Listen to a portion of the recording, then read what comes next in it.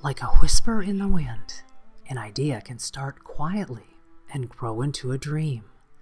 Saint Joseph was a dreamer. He dreamed very big dreams. He dreamed because he believed, because he had faith. Mother Bertha dreamed big dreams too. Her dreams also began as a whisper.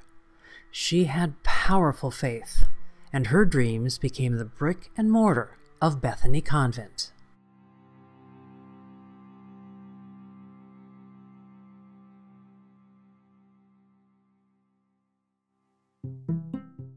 In the early 1950s, retired Sisters of St. Joseph lived wherever there was room, in convents, high schools, and hospitals. There was no one single community to care for their unique spiritual, lifestyle, and healthcare needs. They were scattered like so many leaves in a Minnesota autumn wind. Mother Bertha was a CSJ, an unassuming soul with a deep and abiding love for her sisters who were growing older. She became Provincial Superior in 1952. Within her mission, within her dreams, she was called to gather those whispers who were the CSJ elders. "The first thing we'll do," she said in her gentle way, "is build a home for our older sisters."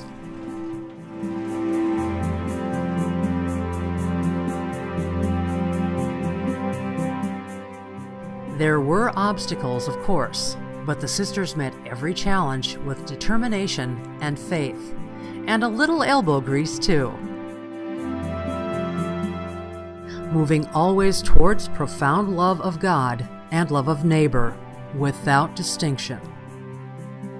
The Spirit of Bethany was founded on faith and flourished amidst hope, love, laughter, life.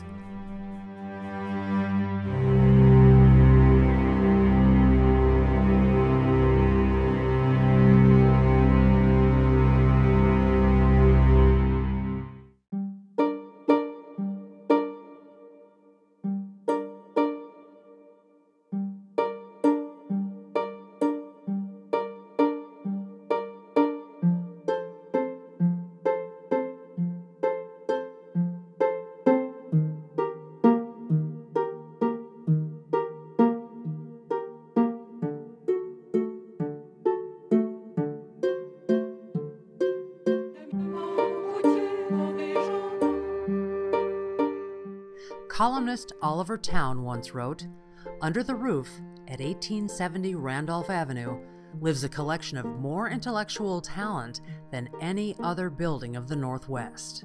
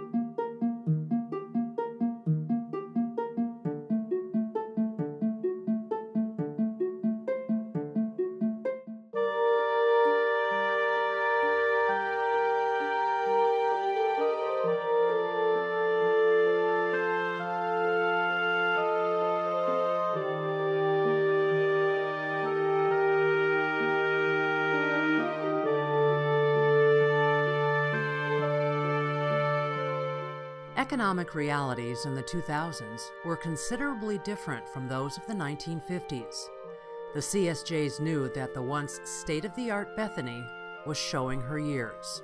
So, when talk of a partnership with Presbyterian Homes to build a new retirement community became more than a rumor, nobody was especially surprised. Instead, they gathered to pray, discuss options, and present their concerns. In typical CSJ tradition, they followed the consensus of the larger group, but not before they learned as much as they could about this new direction.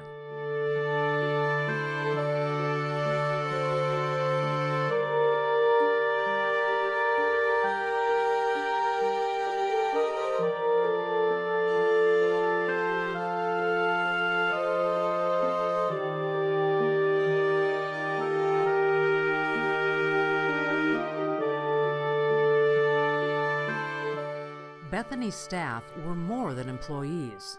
They were family. The nuns loved them, and they loved the nuns right back. It was mutually respectful and beneficial.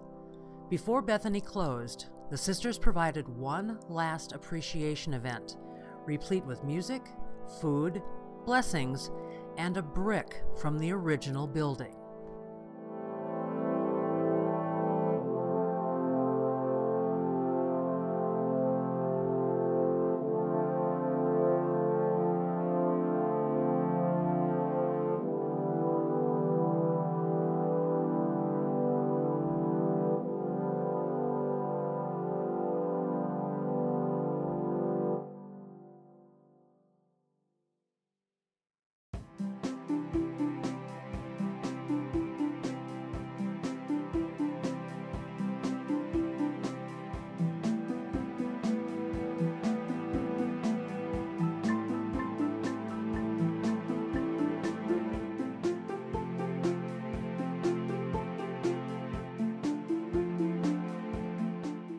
Working in partnership with a corporation meant residents and staff would have to learn new ways.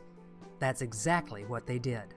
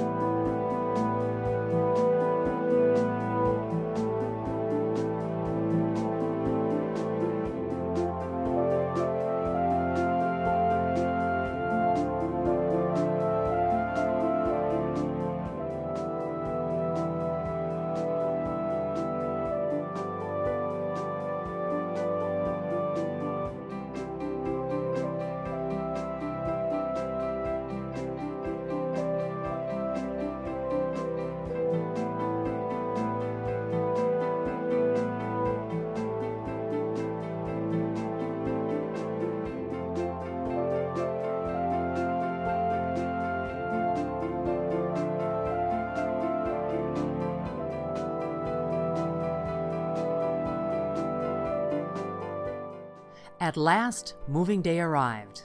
Following a farewell mass in the convent chapel, Bethany closed her doors for the last time. Then, as CSJs have done since the first of them came to St. Paul, the nuns of Bethany crossed the threshold of Carondelet village and into a radically different life.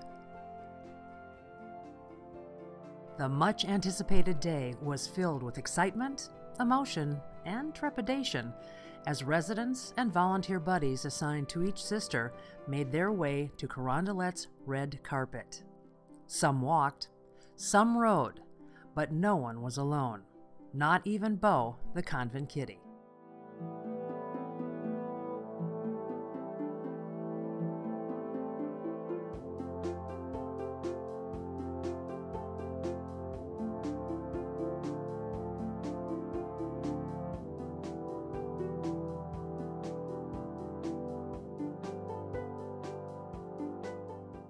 Then it was time to unpack. What to put where? Sometimes the perfect spot simply revealed itself.